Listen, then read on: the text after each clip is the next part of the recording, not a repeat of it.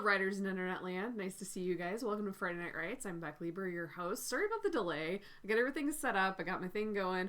I was all live, and then I clicked down and realized that I had put us back in just chatting, which is what we did last Tuesday, and not into talk shows. So I had to rejigger some stuff real quick at the end. So, hey, I'm here. Sorry about the delay. My lighting doesn't look so great, but whatever. I don't care at this point. We're already 7 minutes in past 7, and we're late. So, hi. Thanks for joining me. I'm glad you made it tonight. So, I got a lot to talk about tonight. I have been very productive this week. I've been doing lots of my own homework. So, if you watched last week and you saw the homework that I assigned, or you watched the video after I had live streamed, hopefully you're with us tonight because you are wanting to work on one of your old works in progress, and we are slowly going back through and starting to get the works out from boxes where we've kept them and old internet files and things that are covered in dust, like notebooks. So we're working back through our works in progress and we're starting to get them fleshed out. Last week we talked about why we got away from writing in the first place and why we abandoned those writing projects. And then I kind of talked about some of the options that we have for outlining those. So we go back to those works in progress and then we focus on sorry, I just got distracted. Let me make sure that I got everything connected. Can you guys see me? Hey, if you can see me and you can hear me, let me know in the chat. Can you guys hear me? Okay, now everything's on delay. My bad. Okay, yes, okay. I see that there are viewers now again. So whatever, sorry, that was lame. So, like I said, slight disconnection or slight malconnection, bad connection, I don't know. Whatever I did in the beginning to get everything screwed up. So anyway, works in progress. Your homework was outlining. I was busy. This is what I did last week. I used the 4-act structure from, I'm not even going to pronounce her name right. I know her first name was Michaela, and she has a blog named Rinse and Repeat, and that's the one I used from. It's in the show notes from last week if you don't know what I'm talking about. So this is what I did last week, is I tried to fit my story as I know it into a 4-act structure, and it worked really, really well. The problem is I had some gaps down at the end, and that's what we are going to talk about tonight, is how I filled in those gaps by studying and looking at the conventions of genre. Ooh, such a scary and dirty word to some writers, but genre is really important to understand. I, for a really long time, only thought of genre as something that is the thing that you decide is the box that your book's gonna fit into, so they know where to put it at the bookstore. Like what shelf or what section of shelves it's gonna fit at. So if you were to walk into Barnes and Noble, or are there even other bookstores left? I don't know. So hopefully where you live, there's a tiny little bookstore and it's family owned and it's a nice little business on a square somewhere, but I'm not gonna hold my breath. I know how the world works. Thanks, Timber. So hopefully wherever books are sold near you, or if you just get them off of Amazon counts too, because Amazon's all divided up by genre.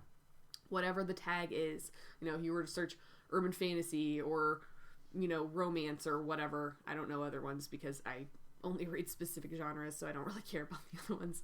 But, if you're into mystery or if you're into sci-fi or whatever, that genre isn't just something that you put a label on your book so they know where to sort it at the library or they know where to put it at the bookstore.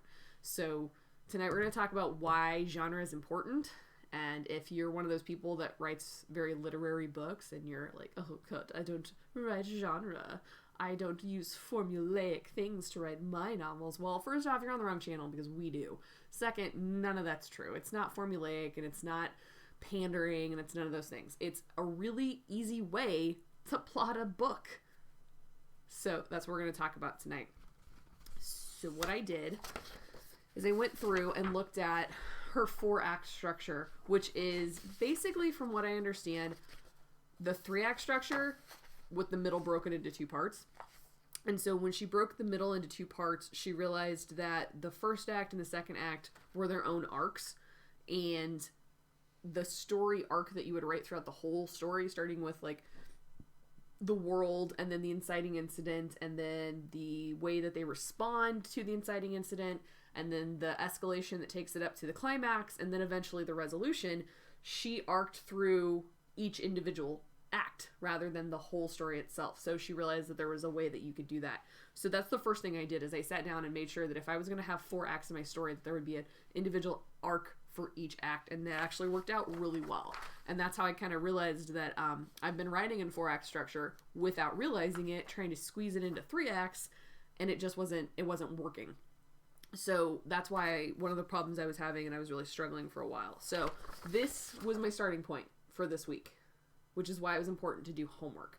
Because what we're going to do tonight is going to turn into something like this, where I now have 1, 2, 3. This is really hard to do backwards. 4, 5, 6, 7, 8, 9. I'm just making a mess on my keyboard. 10 pages. I have 10 pages, each with 6 scenes on them, totaling 60 total scenes. I said total twice. 60 total scenes that now compromise? Wow. I can't even word tonight. 60 total scenes that comprise my entire outline. Now, I still do kind of have some gaps in here, but I left those on purpose specifically because I want to make sure that if I need to put something in later, I have the space to do those. So, right now, I have in front of me a pile of mess. But on that pile of mess are 60 scenes based on 4 different types of arcs. And we're going to talk a little bit about those two. Because what I did is I looked at the obligatory scenes for my specific arcs. I know that I am writing a fantasy story. And fantasy, according to Sean Coyne, who wrote a really amazing book called Story Grid. I really recommend you pick that up. It completely changes the way that I think about writing. But it's from an editor point of view, so it's very, what's the word I'm looking for?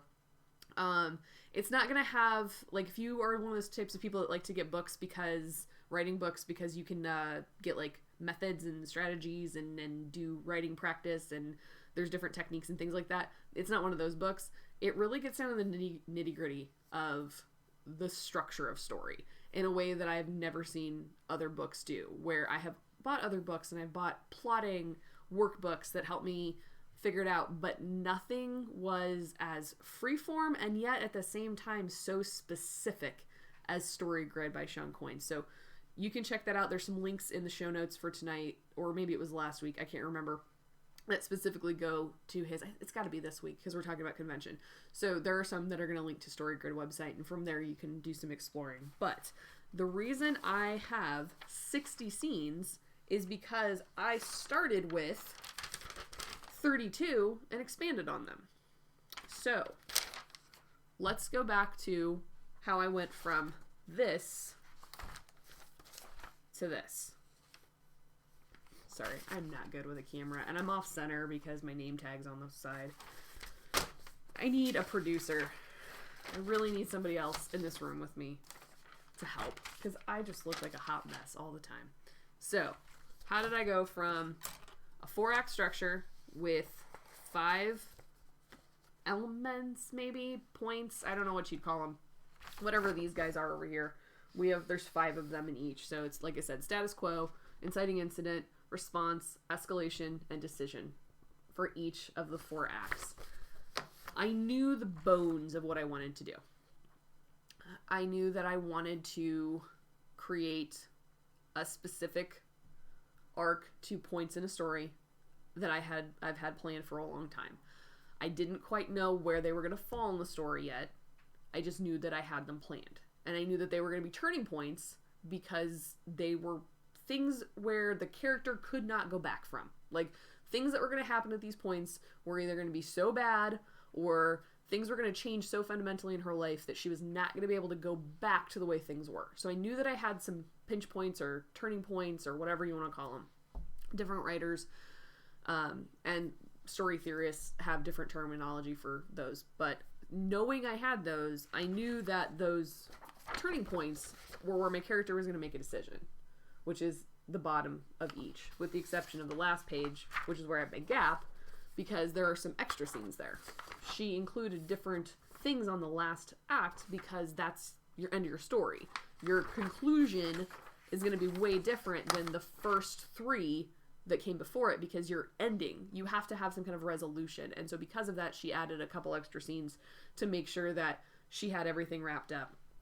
So that being said, this wasn't complete. And not just because I had gaps. It wasn't complete because it was just the most important parts. It was the parts I knew that I had to hit for the story to make sense.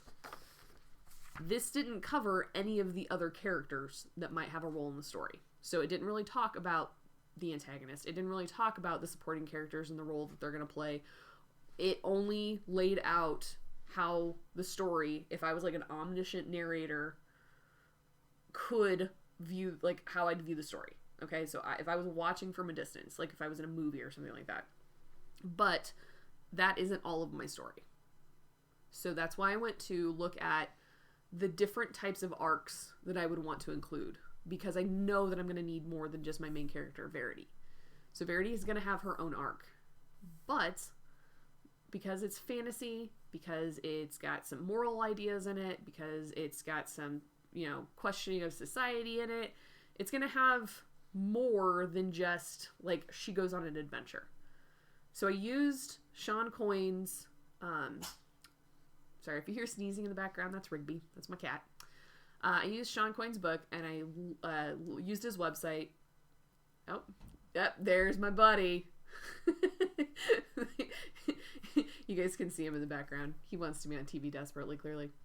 So, I used the adventure genre, which he has in his book. He has obligatory scenes and conventions of what that has to have to meet the requirements of that particular genre.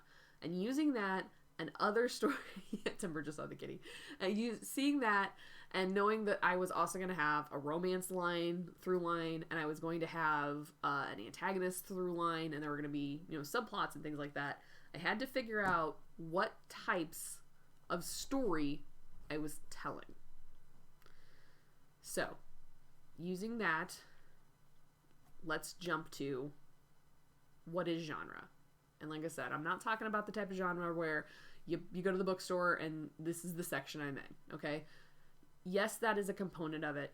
But the thing about genre is that whether or not you decide the genre of your book, readers will. And they're going to figure out the genre based on picking up on things called conventions. Conventions are elements of a story that hit certain marks that we have established as part of genre because they pop up so frequently. So for an example, if you're reading a mystery and there is a sleuth who's solving a crime, and then there are these red herrings of they're starting, like they find a dead body and then they start to find false clues throughout. Those are all the conventions of a mystery story. Like, we expect those things to be in there, right? If there wasn't someone solving the crime, if there wasn't a dead body that popped up within the first couple of scenes, if there wasn't people that were looking suspicious yet might not have anything to do with it, and the author's trying to like zigzag us around until we get to the climax of, basically unmasking the villain Scooby-Doo style, that would not feel like a mystery story. Just like if we're reading a romance and we don't have obligatory scenes like where, the meet cute, where the two people come together, or then the scene where they get into their first fight, or they have their first kiss, or they're forced to break up for some reason or another. Like, those are all the things we have seen as an arc for the romance genre. So it's important to understand the conventions because readers are going to want these. They satisfy a need. Readers tend to pick their genre because it satisfies a need for escape or something that they don't have in their own life or whatever. So these important conventions are a deal breaker if they're not included. Now, the cool thing about blending genre is you can pick and choose which of those conventions you want to pull through depending on whether you want it to feel more of like one genre or another. So if you have a sci-fi story, but you have a subplot that's a love story, you don't have to hit all of the obligatory scenes for a romance like you would the ones for sci-fi. You can add elements of each in there and blend it together. And essentially, that's what I did to create my outline. The problem with not focusing on that is that if you don't establish a genre or put those conventions in, your reader is going to get really confused and probably a little angry. Because like I said, those are important elements of the genre that your reader has chosen. And if your book, even if you don't realize it or you want to label it, falls into that category, if the reader assumes it is a genre and it doesn't have the conventions they expect it to have, they will put that book down. They will not read that story. They will not play that video game. They will not want to play your RPG tabletop game. They will not want to interact with that story because it's not satisfying the needs they want to have filled. So they're going to move on to another story. So that's why it's important to know when you start writing a story, you have to establish the genre at the beginning. Even before you finish writing the story. Even before anything gets written onto chapters. If you can have enough foresight to realize you have to establish that early on, you can waylay a lot of trouble for yourself. And it gives you basically a template for how to, I shouldn't say how to, but what scenes need to be included. And then you can build your scenes outside of those around them to support them. That way, if you want to add other perspectives from other characters and things like that, you can. So that's what I did to build my outline this week. I basically layered several different arcs from different genres that I wanted to blend because I am a very interstitial writer, which is a fancy word for genre blending. In fact, there's like a whole like community on the internet, I guess you could call it, for like interstitial authors who don't quite feel like they fall into one category. And I'm not talking specifically like paranormal and romance is an interstitial. No, that's become its own genre now. So when you have all of the different elements from different stories, thanks for following, Warthog. Nice of you to join us. Thanks. So when you have all of these different categories of genre that blend over each other and they don't quite lean towards one way or another, then you're going to have an interstitial story. So right now the story I'm writing has elements of a historical fiction because it's based on a real time period in history, even though it's fantasy. It's fantasy because it's got gods and magic. It's got some contemporary elements because of the time period I've chosen. So it's got things like, even though there's a kingdom in it, it's also got like a constitutional monarchy, and there's social conflicts that people of our time would relate to. So it's got political commentary on it. It's got action elements to it. Good job, Timber. Thanks for greeting the guests. It's got action elements to it because there's like a journey they're going to go on at some point. So there's like the adventure quality to it. And there's also going to be a love interest. So there's all these different layers that I have to now worry about, which is great because it gave me lots of different obligatory scenes to choose from. But it also meant that I had to focus on more conventions so the reader understood what kind of story I was telling. Let me scroll down here to the next page. So it's important to remember that you are the writer and you will establish the tone of your story, and you will establish the characters, and you'll establish the setting and all that jazz. But you will not really get to choose the genre unless you make it obvious by adding those conventions.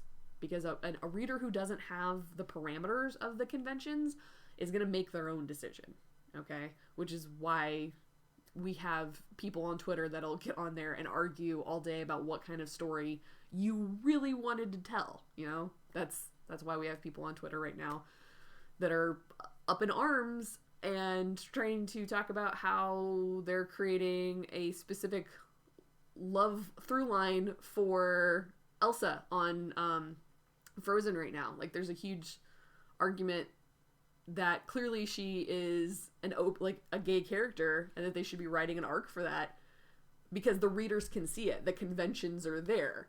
Whether Disney wants to admit it or not, it's there. They've established that.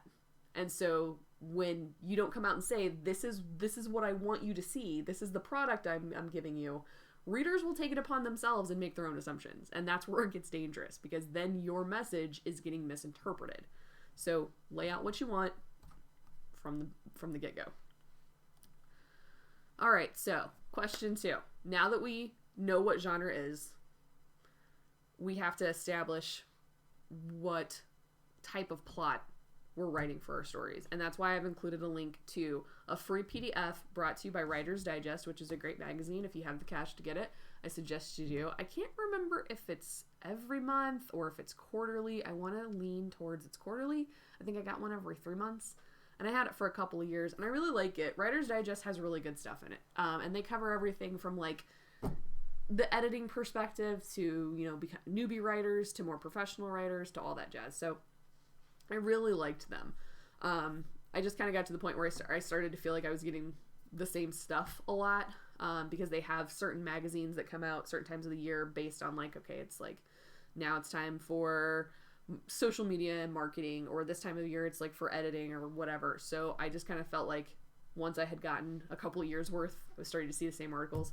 But I really recommend them if you have the cash to spend on that.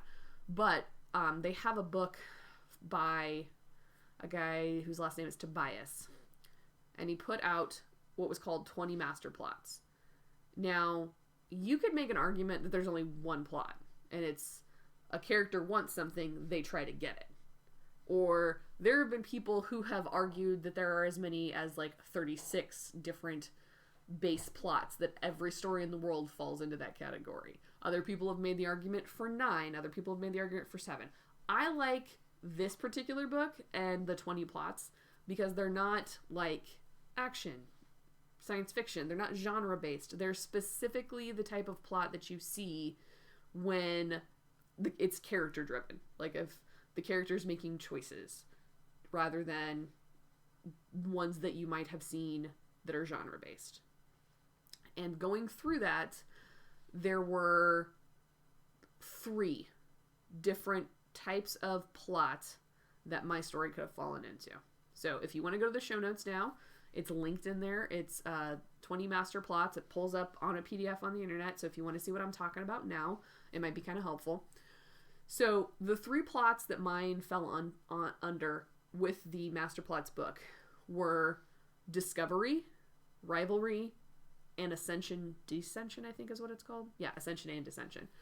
So basically, Rivalry is you have 2 antagonistic forces, and they're either equally matched at the beginning, basically, you know, an unstoppable force meets an immovable object kind of rivalry, or one starts off lower and then eventually the other rises to be parallel to that. So Rivalry is obvious in my story from the beginning because I established that there is an antagonist for the character very early on who politically is differently aligned from them. So whereas my main character, Verity, is royalty, her competition at the time is a much older woman who has a powerful position opposite her in the government. So she's basically the person who's in charge of the legislature. So it would be the equivalent of like the person who's in charge of the House or the Senate, which is technically the vice president. But if the vice president wasn't the person in our country that was in charge of that, so the president pro tempore who serves when the vice president is out. Sorry, government teacher. Anyway, so whoever's in charge of the houses of Congress, and in my story there's only one house, which makes it a lot easier for me, versus the president, those are separate parts of the government, but they're equal in their power. They check each other. So she's part of royalty who's eventually she's gonna rise up and be part of the royal family and the leader of the executive branch through the crown, but she's got this direct antagonist of somebody who has been elected to this leadership position in the legislature and can check her power by making laws, who is the opposite political alignment to what her family wants. So I've automatically got the rivalry established because she is coming into her own and she wants to create change in her world, but there's been this establishment of tradition and we shouldn't question things and blah, blah, blah, blah, blah. So there's that automatic right at the beginning. So The second thing is discovery, which is basically they're trying to find something, whether there's like a mysterious object or there's, they go on some kind of journey to find a person. There's something they seek and they have to go on an adventure to find it. And that's part of what I have also built in too, because my character, even though she is established as someone who is going to inherit a throne someday, she has her own dream and she has a hero that has nothing to do with her position in the royal family. She absolutely doesn't want anything to do with her position at the beginning of the book, and she has this hero of this person that she's idealized as who she wants to be instead, the life she would rather live than being part of the royal family. And so by the time the story gets going, she's got it in her head that she's convinced she's going to go find this person, that if she just finds this person and she meets her hero and, they can do stuff together. If you read the story, you'd understand better what I'm talking about. But she wants to be like this person, like basically mentor her. And so she wants to leave and find this person. And so that's the discovery. She has to go out and find this person by going on a journey to get there. And then the ascension and descension is basically like a rise and a fall. It's a little bit more like a morality thing where as the person is going through the obstacles and learning kind of like a coming of age, but not. It's the longest one in the plot outline, but basically because she is going to ascend to a position of power later on, it helps follow that. So these are the three things: rivalry, ascension, and discovery, where I feel like it can pull from. Now, the cool thing about this particular book is it doesn't have, how do I want to say it? So I think it focuses more on the conventions, which are the established things that we have to have for genre, right? Even though it's not a genre based, I feel like these plot lines, the little things that they include in the bullet points underneath each different plot, fall more into conventions rather than they do obligatory scenes. Now, you can use them as obligatory scenes. So, for example, when it says that, you have to establish a character who has an antagonist that is equal power to them, that's obviously, you can use that for a scene. You can create that scene where you display the rivalry for power in that. So they can be used in that way, but I don't look at them specifically as obligatory scenes. So knowing that I have these things, I can pull from them, and I have, of conventions that I know I'm going to need to understand the types of plots that I'm writing. So let's talk a little bit more about what is a convention. So let me grab a sip of tea really quick. I'm getting a little dry mouth from talking so fast. Thanks. I've moved my cup tonight because I keep wanting to hit it whenever I get super excited. So I've moved it past the keyboard. Hopefully that's out of gesticulation range since I'm such a hand talker.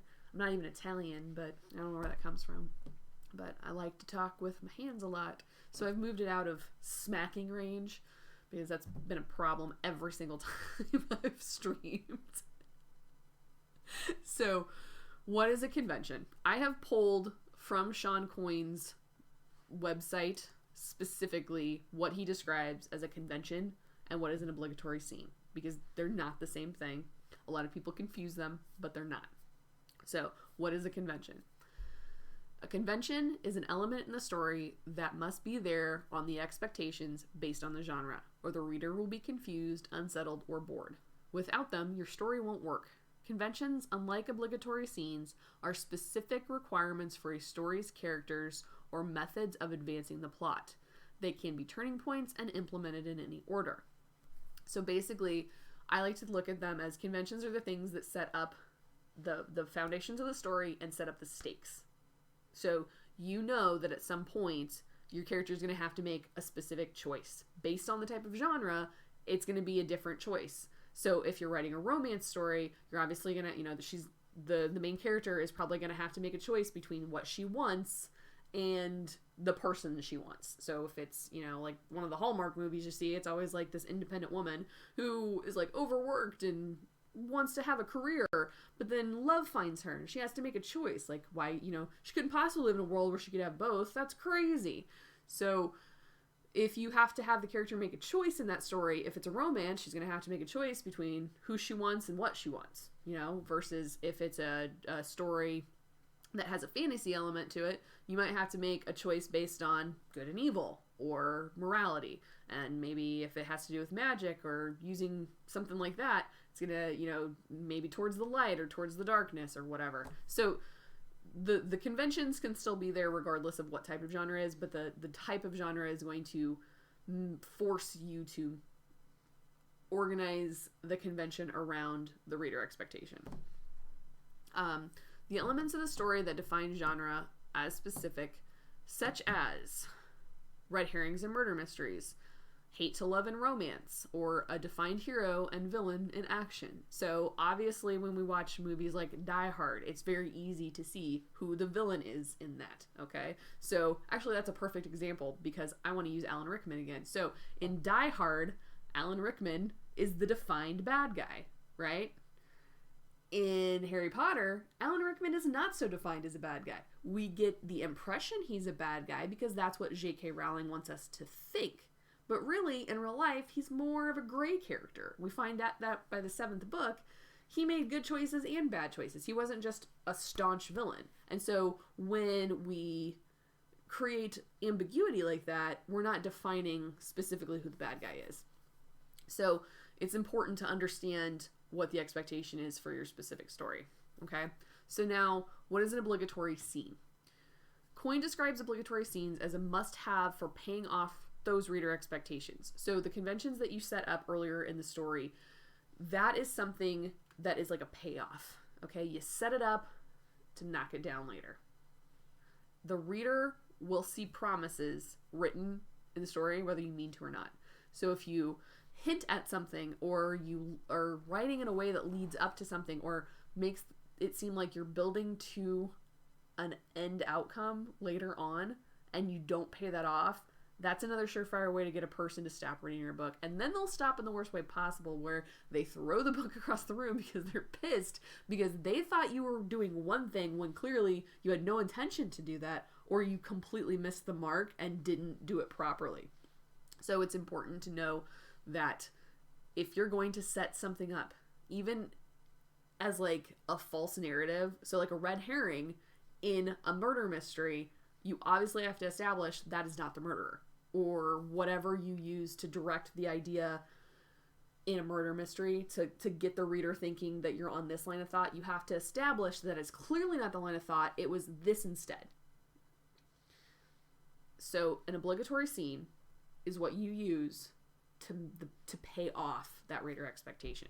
So it's set up by the conventions of the genre, and if you leave out an obligatory scene, you'll have a story that doesn't work. Now, that doesn't mean you have to add every single expected obligatory scene, because sometimes, depending on whether you're blending genre or not, they simply won't work. But there are things you have to include, there are things you have to include to make sure the reader doesn't get confused. So there are things that you have to do. So obligatory scenes are the examples of this are elements of story that define the genre as a specific genre: finding the body in a murder mystery, first kiss in a romance, or the hero at the mercy of the villain. Anytime that you've got, a villain monologuing and, the guy's tied up to a chair, or, when you get two people and they're in a magic fight and the wands are basically at a stalemate with each other, that's all hero at the mercy of the villain. So these are things that readers have established as part of their stories, their preferred genres, because they see them so often. Now, I hear what you're saying right now. That makes it cliche. You're not wrong, but you're also not right. Because the one thing we have to understand, if we want to build an original story, we have to understand what has come before us, and we have to understand the expectations. Because ideally, the most engaging stories, the ones that are the most entertaining, and the ones that we feel are original, even if they have not a hint of originality to them, are ones where we've blended multiple storylines together, and we have, I just lost my train of thought, and, hold on, let me find it in my notes. I just lost it. Why is it not cliched? Okay, so it's not, because we're going to subvert them. Sorry, let's get into that. We have to know how to set them up so we can subvert those expectations. Because even if a reader goes into a fantasy story expecting magic, they might not go in wanting to read about the farm boy who was a secret wizard or was the secret prince and now he's suddenly the heir to the throne, and then his neighbor who becomes his mentor was actually, a wizard the whole time, and now they go on an adventure. Like, that's cliched. That's a story we've all read before, okay? The conventions don't make it cliche. It's how they're used to tell the story. So it's really helpful for the writer in the discovery phase to understand what's being expected of them, especially when you're still trying to struggle to like fill in the scenes, because you need to know what you're missing. You need to know what the expectations are, and it allows you to do this and go from, what essentially would have been 27 boxes to yeah, that was lame. 60. I went from potentially 27 scenes to 32 scenes to 60 scenes, simply by knowing my genre, the conventions, the expectations that were set because of that, and the obligatory scenes that I would have to include. Let me grab another drink real quick here. So, these are very helpful when you're trying to fill in your plot, when you're still in the planning stages, when you're in the discovery phase. It's the best and most important part is when you hit the middle, because the middle is going to be the worst. The beginning is the easiest to write. It's establishing everything, and it's setting up all the exciting stuff. The ending also can be easy to write if you know how you want to end it, because you know the climax, you know how it's gonna end. That's the most exciting part. It's the middle where we fall short, and we can have issues with pacing and needing to know, like having trouble with knowing what needs to come next. And so that's how it's helpful to use these obligatory scenes almost as like prompts of knowing that, okay, I've established this, this, and this. Now it's time for me to include this obligatory scene. Okay, so I've had like a couple of scenes where like characters were just talking or something. Now I'm going to have a character make a choice, and this is what's going to happen as a result of that. So unless you already know the story start to finish, the story will start to feel like if you don't hit certain obstacles, it's getting boring. And the obligatory scenes are the obstacles that you want to put in there. So even if you do know how you want it to go from start to finish, you're going to have issues in the middle. So after the beginning, you have to set the parameters and stay within them, because you've already set setting, who the characters are, you've established the characters. If you have a fantasy story, you've established rules for technology or magic or whatever your genre is. If it's set in a historical period, you're going to have limitations on what you have access to for like transportation or communication and things like that. So once you get past the beginning and you've established everything, now you are constricted. Now, some writers will say that makes you better because it forces you to be more concise and it really focuses on what's important, but it also limits your ability to be creative because you can't come up with really outside the box things. So if, your solution to a problem is to use a device technology that does not exist in your time period or in your world, well, that's going to be hard. You've limited yourself, okay? So you've set these parameters. The obligatory scenes are very helpful in knowing what needs to come next, regardless of the limitations you have set on yourself. Okay? So like guideposts is the best way I can put that. So they're really helpful for determining what you have to include. They create a framework for your story. They set up the expectations that readers come in, whether the readers know they're expecting them or not. If the expectation isn't there, they're going to know something's missing. They might not be able to put their finger on what's wrong, but they're going to know that something is wrong. The cool thing about both conventions and obligatory scenes, and the reason that they're not cliched or predictable or formulaic, is because they do not determine from the beginning. They do not predetermine the who, the when, the where, the why, or the how. It only determines the what. So that leaves you all of these other aspects that you can still play around with and be creative. Okay? It just determines what has to happen. This action has to occur. This character has to make this choice. Okay? But it doesn't tell you what the choice has to be about. They just have to make a choice. You know? So it leaves a lot of creative flexibility in that, in the fact that once you know that I have to do X, you can shape it however you want, which is good because it allows us to also know what the cliche is and subvert that, so a reader comes in expecting one thing and gets something else. That's not always a bad thing, because readers love to be surprised. They only like good surprises, though. They don't want the surprise to be I started reading one type of book and then it turned out to be another type of book. That is going to throw them off, and it's going to piss them off, and then they're going to throw away the book. They're not going to finish reading that book. So it's really important to know this, establish it, use it as a tool. Okay? So how did I get from 32 scenes to 60? Well, let me talk about that for a little bit. Let me get my snack out of the way. My husband bought me some popcorn the other day from a little place in Springfield. It's a popcorn shop and candy shop. And they have the best and most delicious candy on the planet and most amazing popcorn. And you can buy basically like a trash bag of popcorn for like $8. So he got me some of that, and I've been snacking on that. But he also got me some white cheddar. So I grabbed that as my snack tonight because I didn't eat dinner yet. Because I had to go to the grocery store. And it's snowing outside, so the grocery store was crazy busy. So I didn't get home till like 5:30. So I did not make myself dinner. I got my show prepped and got ready to do this. So, after that aside, let's talk about the arcs that I used to layer my outline.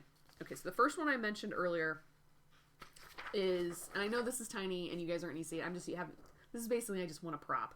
So, what you cannot read on this tiny little handwriting here, because I like to save paper, so I make everything small, and I have 20/15 vision, so it doesn't bother me.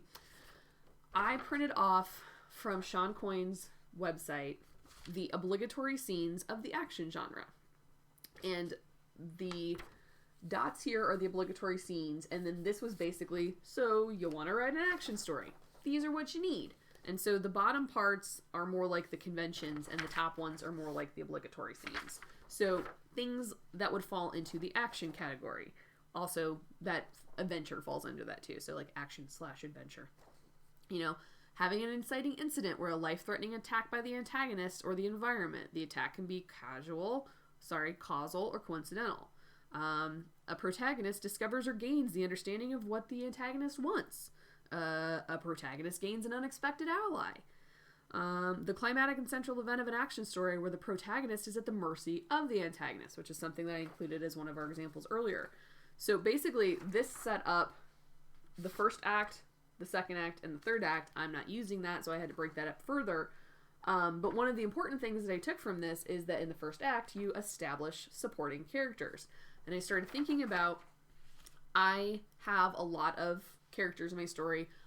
I'm not writing like a Game of Thrones style story where there's like 42,000 perspectives, but I do have specific characters that I want them to have their own perspective and point of view in the story, because I use that perspective as a tool, and it allows insight into things that my main character is going to see.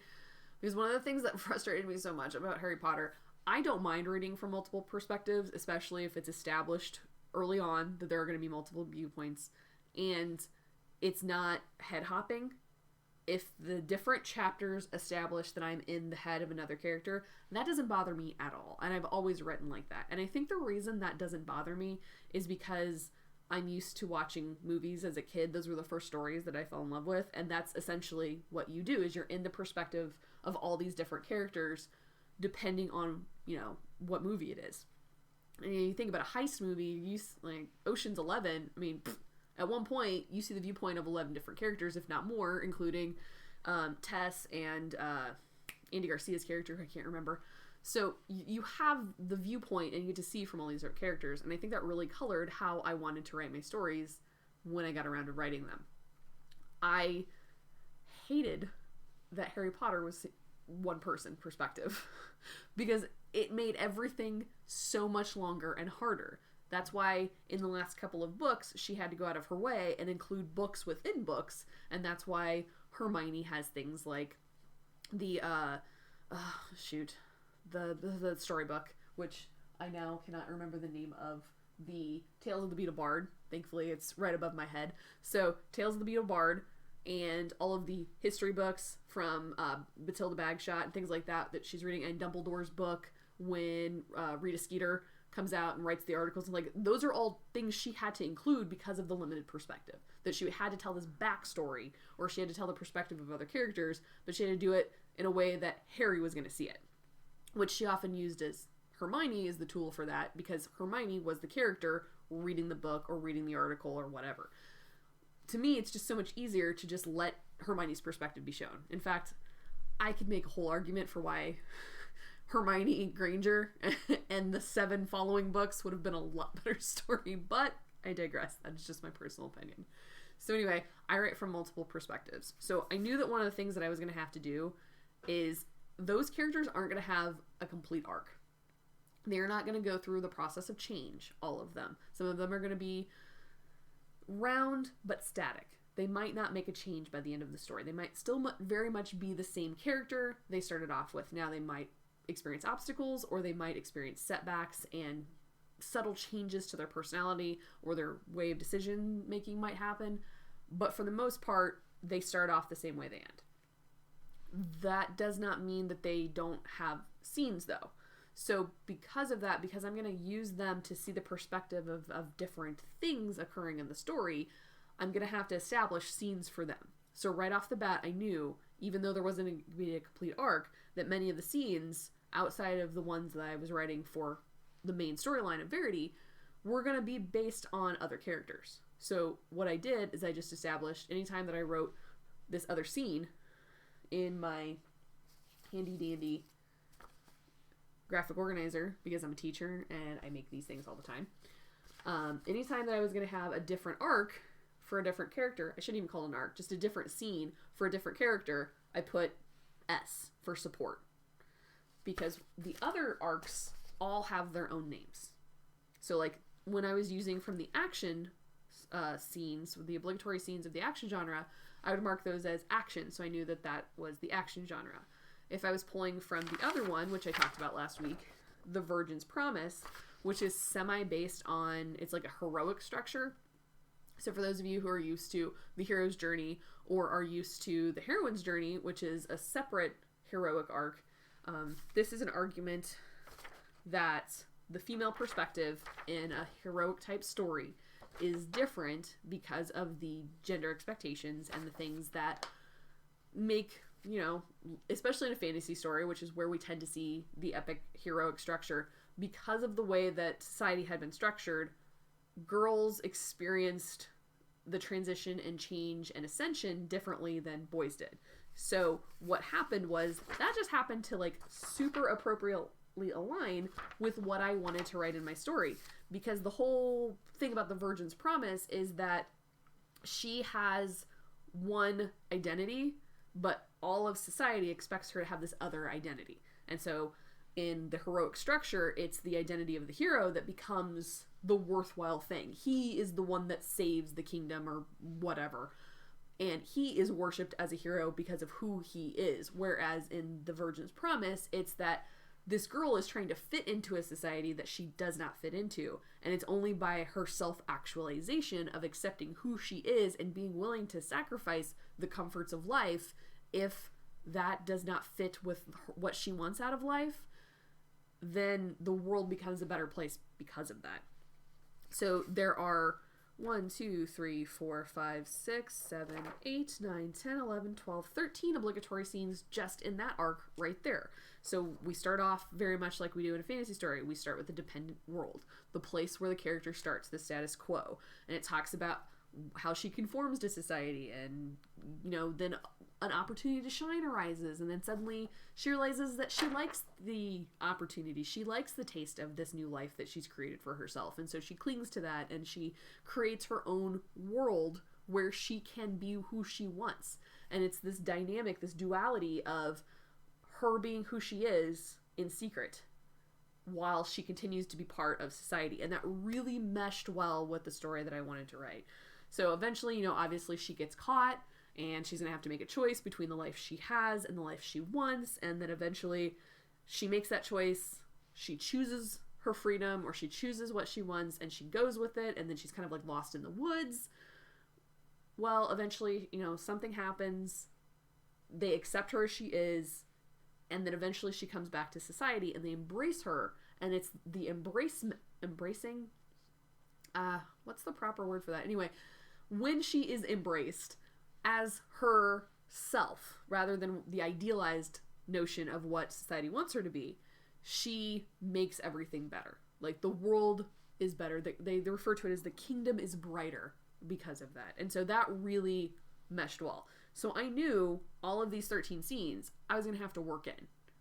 So now I'm blending that with my action genre, because I already know that because of my action genre, I have to include the inciting incident. I have to establish the antagonist. And going back to my plots of rivalry, discovery, and ascension, I know how I'm going to do that. Because if I have to establish the protagonist and the antagonist, because it's a rivalry story, I know that I have to establish them in a way that shows they're either equal or one is working to become equal with the other. So that's why it's really helpful to understand these conventions and know these obligatory scenes, because it really kind of helps write the book for you. It really helps you work through and clear out the void. Because when you start plotting like this, everything is just a void. Like, anything's possible, which is great creativity. Like, if anything's possible, you can do anything you want. You can get as mad as you want. But at the same time, if you don't create parameters for yourself, like when you establish the setting and things like that, it also means that because everything's possible, nothing is possible. Like, if everything is possible, then what could I possibly do? So giving yourself too much space. If you came into my talk on Tuesday, I talked about Parkinson's Law, which is something I discovered last week. And it basically says that if you have a task and you procrastinate that task, like if you give yourself all week to do something, you're like, okay, I got to go to the DMV. And I don't want to go today. I have to go by Friday. By Friday, I have to go to the DMV. Well, then the time and space you give yourself to accomplish that task will fill with tension and complications to the size that you've given yourself for that. So if you give yourself from Monday to Friday to go, well, then something will happen every day. That means by Friday, that will be the only day that you can go to the DMV. So maybe you have no money for gas on Monday. Or Tuesday, there was a problem with your schedule and now you have to work a double shift and now you can't go. Or you promised somebody you'd help them move and you forgot about that. Or like whatever complications get in your way that you can't go until Friday. So instead of just saying, I'm going to go today, now, then you'll probably walk straight in and the line will be super short and you're going to have whatever your sticker, whatever you needed. So it's kind of the same concept. Parkinson's Law kind of works in the same way with leaving the end open for your plotting. If you make everything possible, then anything is possible, and then it becomes overwhelming and you don't know how to. And it's the same thing with like me being paralyzed last week when I was writing. It's so much. It's me thinking about everything I haven't written and how much I still have to write and how many scenes. Like, this gave me an aneurysm after I created it, because now I have 60 scenes and holy crap, I only have maybe 15 of them on this list actually written, and it's already taken me a dozen years to get this far. How am I ever going to finish the story? And so that overwhelms you. So if you're thinking about everything as a whole, it's gonna overstimulate and you're gonna get over anxious about it. So that being said, I have the action genre, I have the Virgin's Promise.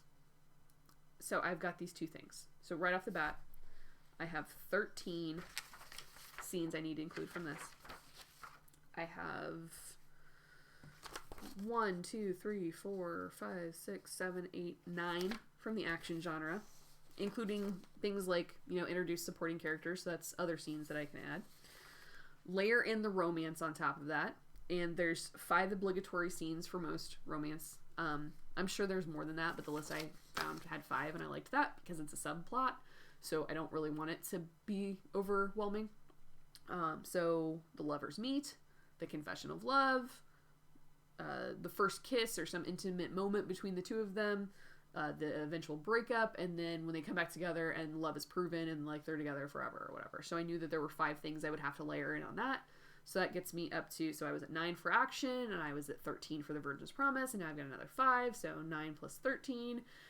Oh god, now math, I've got to do math on live television. So that would be 23 if it was 10, 22, and then add another 5 on top of that. That's got me to 27. I also wanted to include another set of obligatory scenes that Sean Coyne also has on his website, is from what he calls the morality genre. And because I have a character who is the direct opposite of the person's spiritual, political, and just beliefs about humanity, I thought it would be really good to include that because there is kind of a moral, social element to my story. So there is, how do I want to say it? So a morality story would be like Ebenezer Scrooge, like A Christmas Carol. That's what I was looking for. So it's like maybe someone starts off one way and that's not their true self. Like Ebenezer Scrooge didn't start off this mean old miserly bastard. Like society made him that way, or something happened to him in his life. And, you know, as you go through the story, you find out why Ebenezer Scrooge was the way he was. But he has to make a choice in that of, am I going to do the right thing because it's the right thing, or am I going to continue to be selfish? And so the morality story that I kind of looped into there, I pulled elements of that for both my antagonist and my protagonist, because there are things or moments in time she has to make choices based on what's right and wrong. And I also want to create almost a redemption for my other character. So I have to work in opportunities for my antagonist to make her choices for good or bad, and to see opportunities to be compassionate and merciful instead of punishing. And so I'm giving the opportunity for her to see error of her ways. So 1, 2, 3, 4, 5, 6, another 6 on top of that. Well, we were at 27, so another 6. Now we're at 33. I think that was all the ones I had. So right off the bat, I had, 33 obligatory scenes that I could fit in. So the first thing I did is I tried to lay them all out. I wrote out all of the ones I wanted to use on a piece of paper, which I don't know what happened to that. But then I laid them out from beginning to end to create my 32 based on those scenes. So as you can see on here, I have VALM, that's Virgin's Promise, action, love, and morality. This did not include the supporting characters though. So when I moved over to this graphic organizer, which I established the scene, so basically it would be the chapter number, the type of scene, which is like the description of the obligatory scene that's given on the list, and the description of what has to happen in that scene. And then I gave myself another spot over here so I could mark what arc it was, so I could kind of keep track of which one I was doing. Now, on top of that, I also had to include my support characters. So right here is the 4th chapter. We switch perspective to another character who is going on a mission given to them by the main character. So the character that they're going to retrieve will come back and also have a perspective. And so to get that character into the story, because to start off at the beginning of the story, the character that is coming into the story at the beginning is established with kind of a background. There are rumors about them, so they already have a reputation. Wow, that was the word I was looking for. They have a reputation. And so because of that, I wanted them to be introduced from the perspective of an outside person who sees them differently than the reputation that is established for them. So I needed an outside perspective for that, because the character Verity can't go on this mission to retrieve this person. So right off the bat, I have a support character. And then when the other character is retrieved, then I have a perspective from them. So a lot of what filled in the gaps of my story were support character roles. Now, they don't necessarily have an arc, but they're important for telling the story, because every scene in a story has to have a purpose, right? You don't just include a scene to have a scene, or because you needed to fill your word count higher. Every character that's in a story has to have a purpose. They have to fulfill a job, essentially. And if you have an entire scene dedicated to them, there has to be a purpose for that scene, and the scene has to do something to move the plot along. Now, with your main character, that character has to create an obstacle or overcome an obstacle and make a choice that furthers that. Otherwise, you have a very passive character. You don't want a character that things are just happening to them. You want a character who is making things happen. And whether those are for good or bad, if they're complicating things because they're making bad choices or they're doing stupid things, that creates more obstacles to put in their way that truly makes the story more interesting. So if you're creating obstacles to put in their way, you're going to have a more frustrating story, which is more satisfying to a reader. The characters that create the support roles can help with that, in they can see different perspectives. They can help you create obstacles. One of the perspectives in here that is a support character goes to fix a problem for the main character and ends up creating a bigger problem for them. So that she ends up trying to play that to her advantage, and then that doesn't work out. So having another character go take care of this for me, go take care of my light work, and then that character did not do what they were supposed to do, so now you have two problems. You had your original problem and it got just made worse. So the support character role helped fill in a lot of those scenes. It also helps link gaps, because every scene has to have a purpose, but not every one of the scenes that I have of my obligatory scenes is going to create a completed story. You have to be able to link one scene to the next scene, like a chain link fence, or what's the stuff that chainmail. They all have to be linked together. They all have to lead into the next one. Whether, I'm not saying that time-wise they have to lead into each other, but the cause and effect of one has to directly relate to another. Give me a quick second so I can take a drink. Tea's really good tonight. I'm enjoying my hot tea because it is snowing outside again. The weather cannot decide what it wants to do, because we keep having like a 65-degree day, and the next day we get like a foot of snow.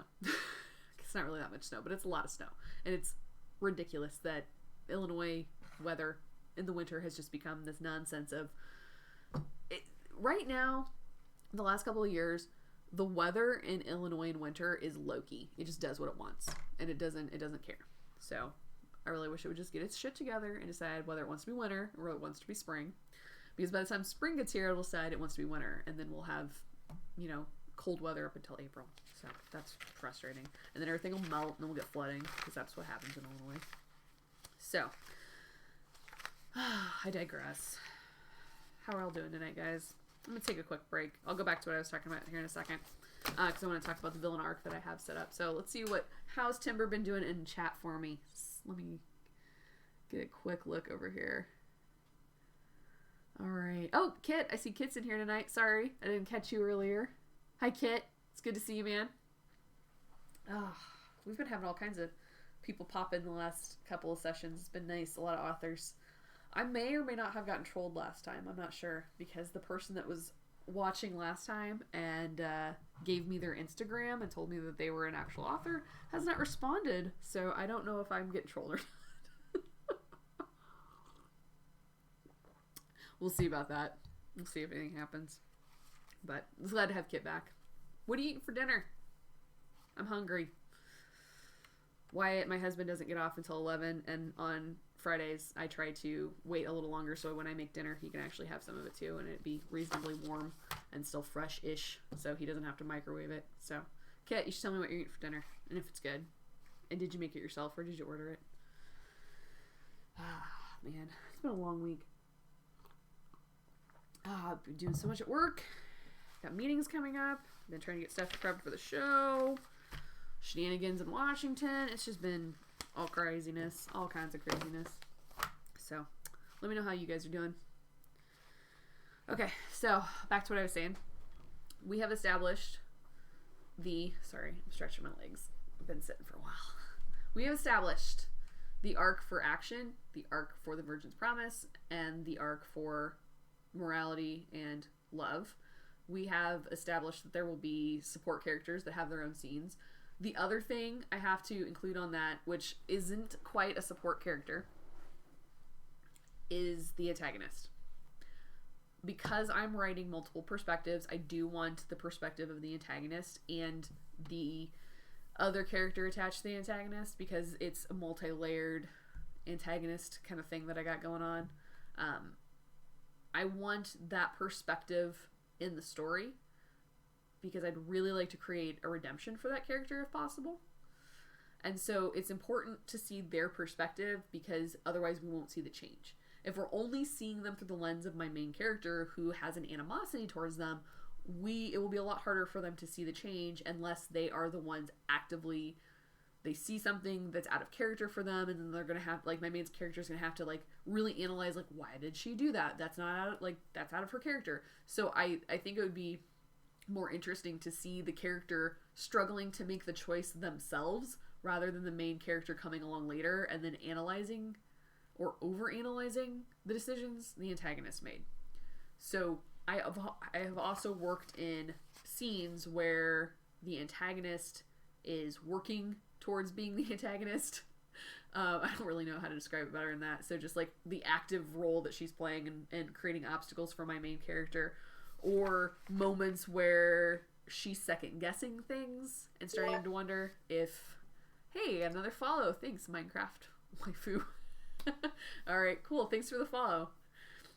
So I've created moments for them to see inside their brain. So you can see the change that eventually will come to that character. And how her linear thinking becomes... I don't even know what I should call it linear. Her concrete thinking of everything's black and white becomes more abstract towards the end because she starts to guess and second guess at things that she thought were true. And things get revealed to her that she now questions, things like her faith. And that's important for her to see that perspective rather than just have it all through the lens of a character that is antagonistic to her. So I have also included those things in here as well. So that being said, I've got all of these separate arcs layered over each other to create one arc. Of course, Timber would think that Minecraft was a good name. He's not biased or anything. Sorry. That cracked me up. I saw that in the chat. Alright, so that leaves me with 60 scenes. Essentially 60 chapters.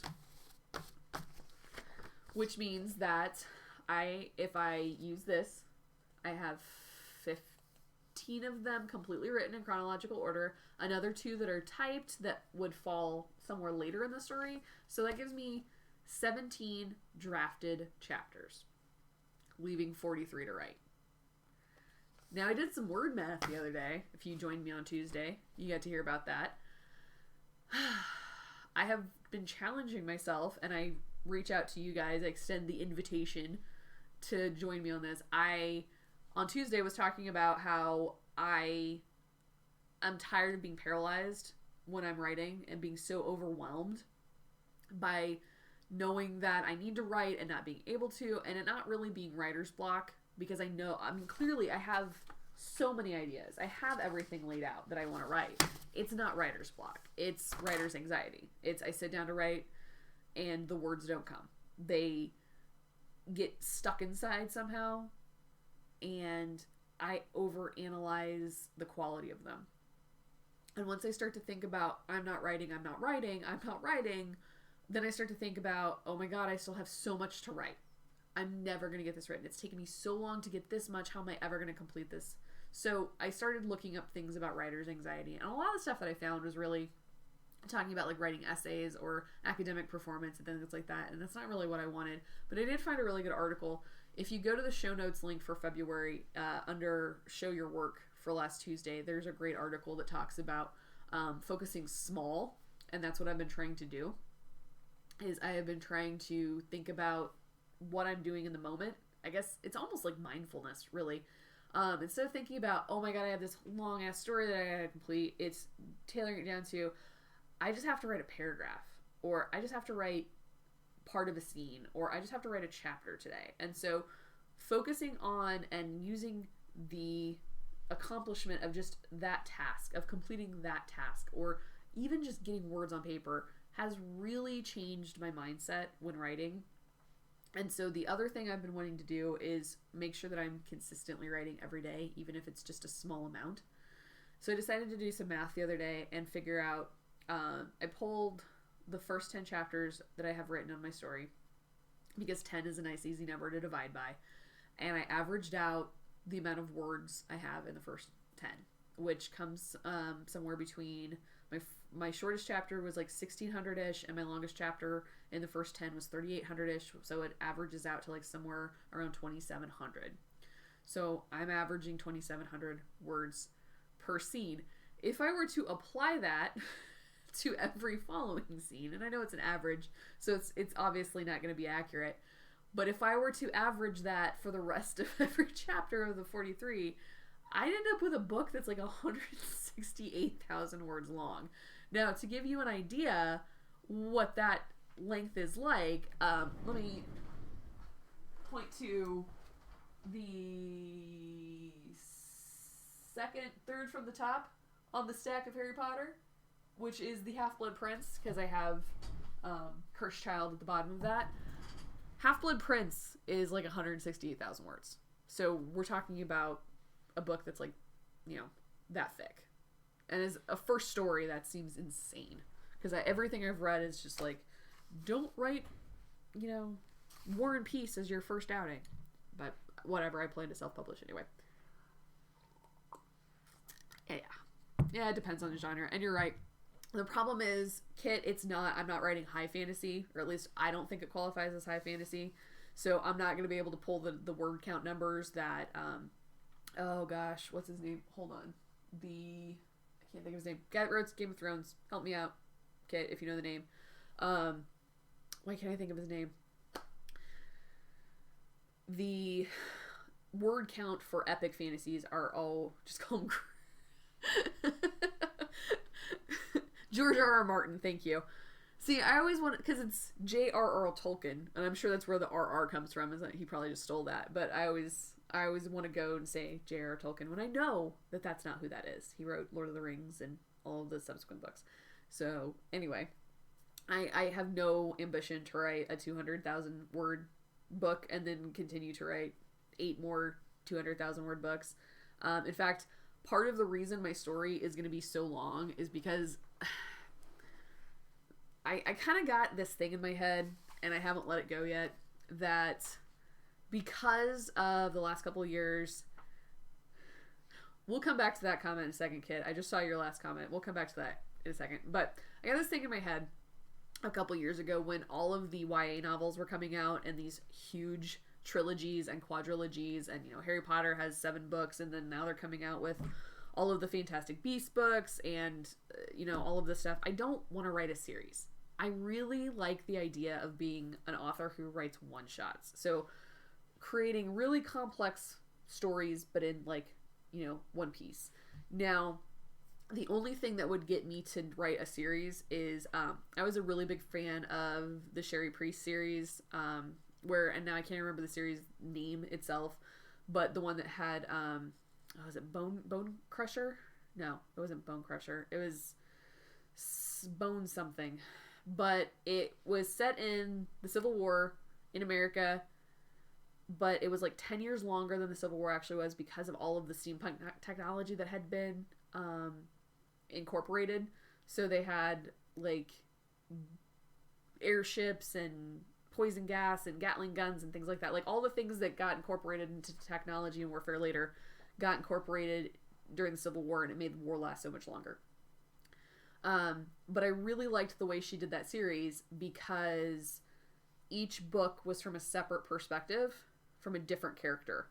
So even if she jumped back to characters that had previously been established, so in the first book it was a mom and a son, And then later on, the airship captain they met in the first book had his own book later. And then he knew a girl that ran like a brothel in New Orleans. And then she had a book. And it basically told the story of what everybody was doing in the United States for both the Confederacy and the Union, but from these different perspectives. But they were all entwined. And I really liked that. So if I ever did write a sequel to my story Intrepid, it would have one of the offshoot characters have their own story. That might have been hinted at in the original. I wouldn't want to just write a straight up series. Okay, so that being said, authors don't steal, Kit says. They borrow purposefully. That reminds me of when I was first doing teacher school. One of the things that my professors really emphasized was beg, borrow, and steal from other teachers, because, you know, we come up with great ideas all the time and there's no reason that we shouldn't share them, which is why I'm going to sorry, man, I'm still getting over this cough. I'm going to eventually, the graphic organizers and stuff that I make, I want to make that accessible to people because I know that they're useful to me. But I want to find a way to create like a doc for you guys on Google Drive. I just haven't established the separate one yet, where you can actually access the digital form, because every time that I see a worksheet or some kind of organizer or something on the internet that an author has provided for free, which is super cool, I always hate the way they've laid it out. So what I want to do is create just the template for you, and you guys can modify it however you want. Because one of the things that I was using, you guys can see the other thing I was doing after I wrote my 60 scenes on my outline, I've been going through and filling those in with scene cards like this, which are based on a template I got from another author who had a YouTube channel and had put her template up that she had got from Lisa Cron, who wrote the book Story Genius, which I've recently ordered and should be on its way soon. So this is based on 2 authors ago model, but I've modified it in a way that I can use it, because the stuff that was at the top here was different on both of their copies. And I've already adjusted it again after I printed all this, because I realized I didn't need all this on the side and I wanted to have that extra space for writing. So as long as I know what happens in the scene, I can write the scene, and that I can't use writer's block as an excuse for that. So you're right. This was purposeful borrowing and then modification to fit my needs. Let me talk about this for a second too, because these are really cool. Whether you use the version that I'm going to put up eventually or the ones that you find, like I said, they originally go back to Lisa, I think it's Cron, C-R-O-N, and the book Story Genius. And then she has another one that I ordered today too, but I can't remember the name of it off the top of my head. But these little scene cards are really cool. And what I like about them, and the reason I borrowed it purposefully, is that, let me pull up one of the blank ones so you guys don't get distracted by all my extra writing. And like I said, this is different from the one that she has. She has different stuff up top, but what I like about it are what's in the 4 boxes. So at the top you have your basic, this is what my scene is. So if you give your scene or chapters titles, you put that there, and then the objective. I removed subplot for mine, and I changed that on my copy today to arc, because I wanted to be able to link it to these over here, so I would know that I was attaching it to, you know, Virgin's Promise, action, supporting character, whatever. So I've recently modified this since I printed them out, but subplot got changed to arc. So here you would, you know, write the title of your scene, and then you would write your objective for that scene. So what is the purpose of that scene? What goal do you want to accomplish in that scene? So what, you know, is it a choice the character has to make? Do they have to take an action? What has to happen by the end of it? And then this was for subplot, but I changed that to arc. So then cause and effect, which you have to have in every single scene. You have to have something that instigates and the result of that. Whether the result comes by the end of that chapter or eventually comes in another chapter, if you establish something, just like we were talking about establishing reader expectations, if you set something up, you have to knock it down. Otherwise, people are going to get really irritated at you. So, cause. You're going to write what happens in the scene. Okay, so like basic actions the character takes. Then you're going to explain the effect. Like I said, whether that happens within the scene immediately or has long-reaching effects later, you still have to plot it out, knowing if X happens, Y is the result. Okay, so whether you use it immediately or not, it's good to know that this causes this other thing to happen. The other thing I like down here is why it matters.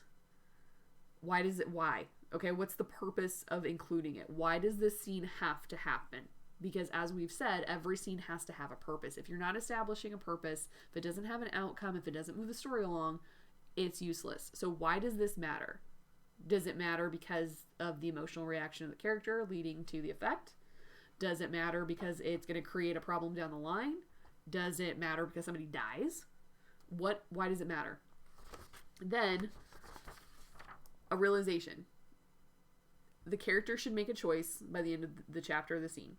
What is the realization that they have when they make that choice? And so, because they come to that realization, what are they going to do next? So, these two things link, these two things link, these two things link, and these two things link. Sorry, I just hit the paper. I like it. It's like a Punnett square. And they all, like, interchange with each other. And so by the time that you get your scene plotted out, you know where you're starting, where it ends, why it's important, and how it's going to link in that chain that I talked about, and how it's going to connect later on down to other scenes.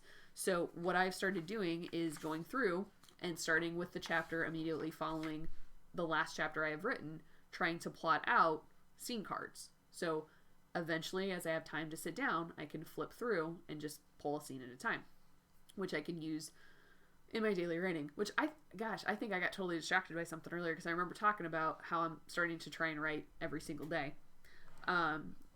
Starting on February 4th, I think. Yeah, I think I've been doing it for 3 straight days because I think I declared I was doing it on my Tuesday show. I've been trying to write for 100 days, even if it's just a little snippet.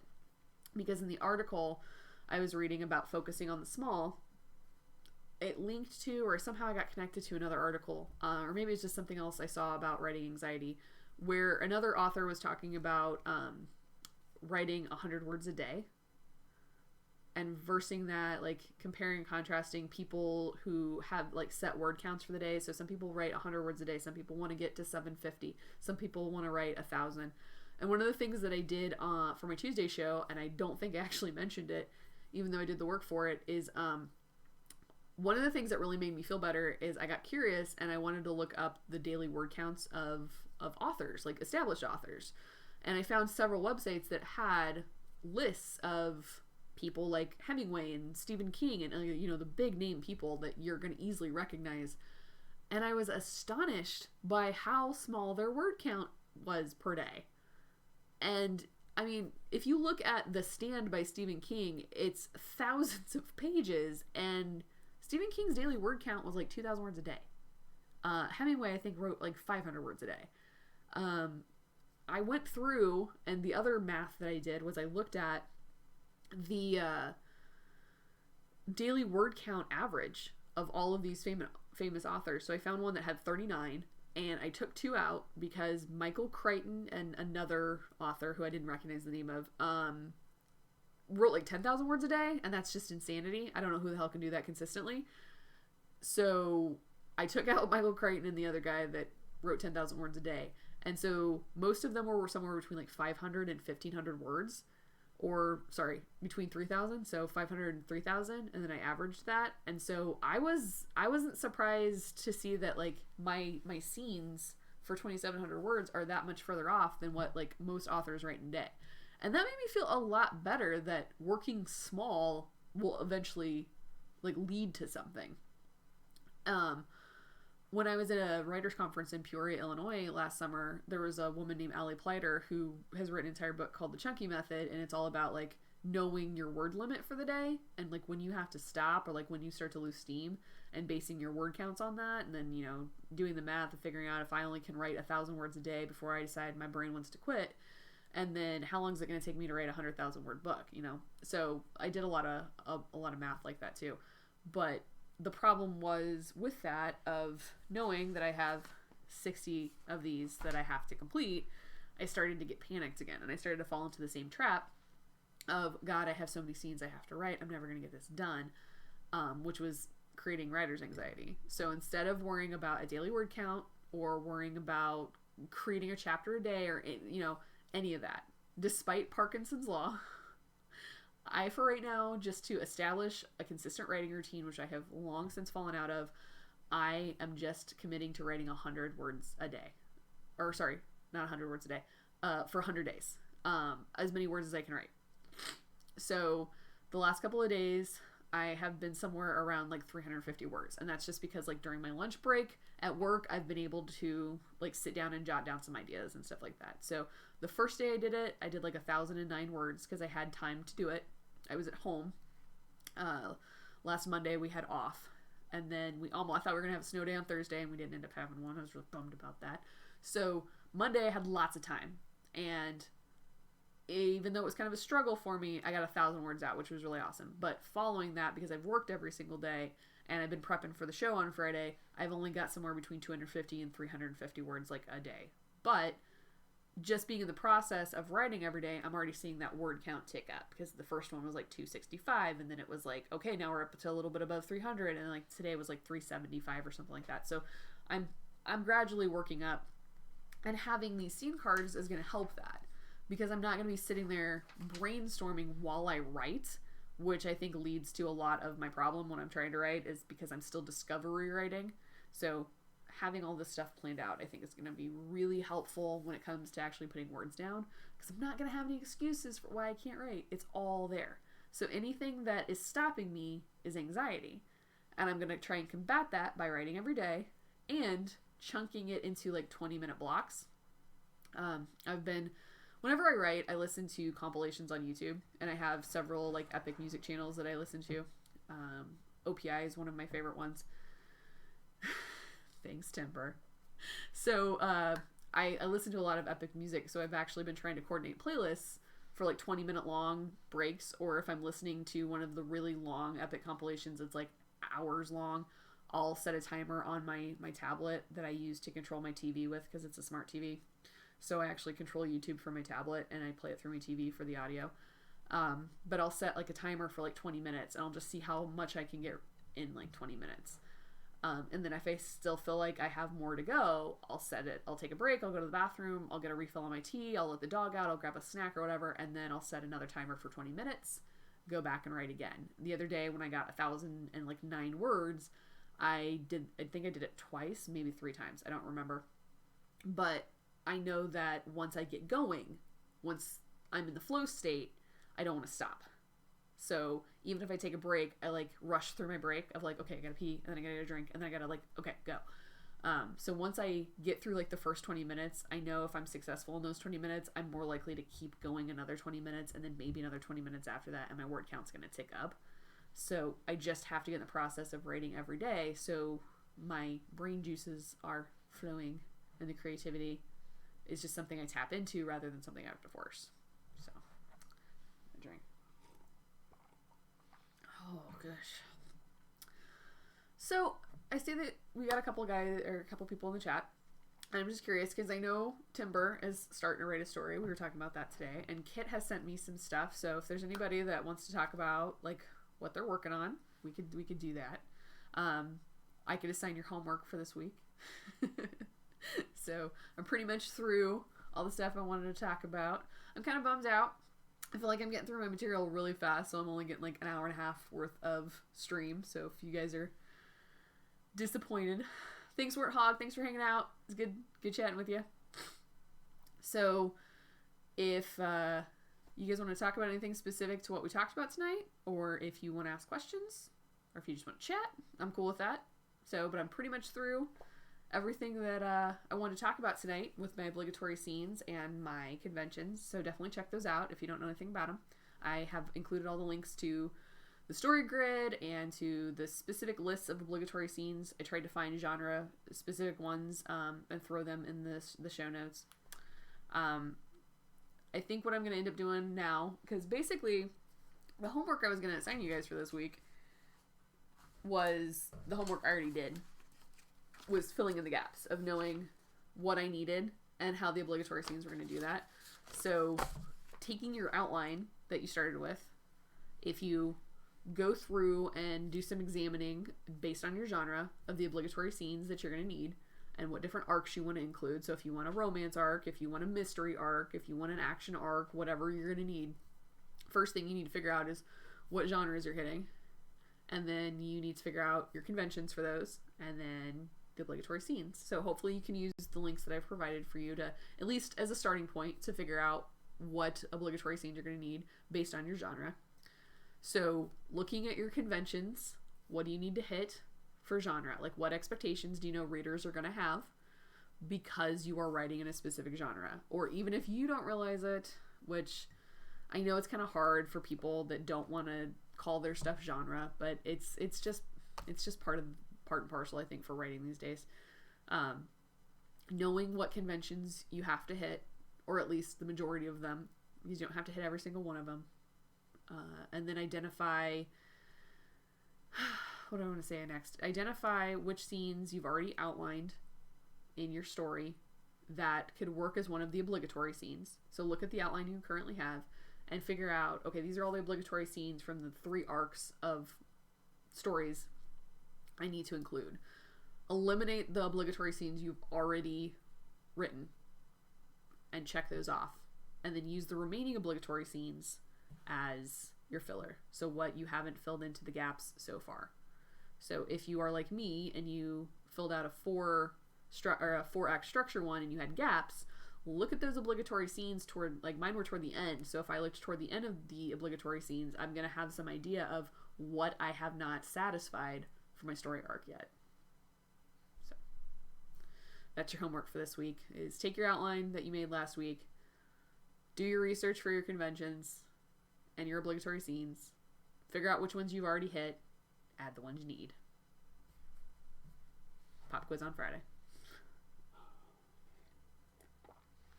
Oh, so Timber, I see in the chat, you're changing your story to an alien apocalypse.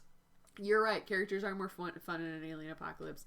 So Timber and I have been talking about a story idea that he had, and because I teach an English class where we read stories, I actually had a graphic organizer that we use to how do I want to say it? To like examine and analyze the story. So there's a box for like the setting. And so you have to write in like what the time period is, what the culture is, the location, the physical location. There's boxes for static characters and dynamic characters, and you have to go through the list of the story to figure out which one goes in each box. And then I've got the classic arc of, first plot point, second plot point, all that jazz all the way up to the climax. So even though Timber has done it for like 2 stories for me already, he was like, hey, I'm writing this story and I really like some feedback for it. So basically I just gave him that graphic organizer and I was like, hey, you know how to fill this out, do it for your story. So that was my advice and my prep work for him to plot out his story, was start with, because he is so very new, he is like, he's still analyzing stories with me in class, so he's still learning the very basics of mechanics. So I was like, if you can identify the things in this story that you need to add based on setting and characters and plot and all that jazz, that's where you need to start, because this stuff is like,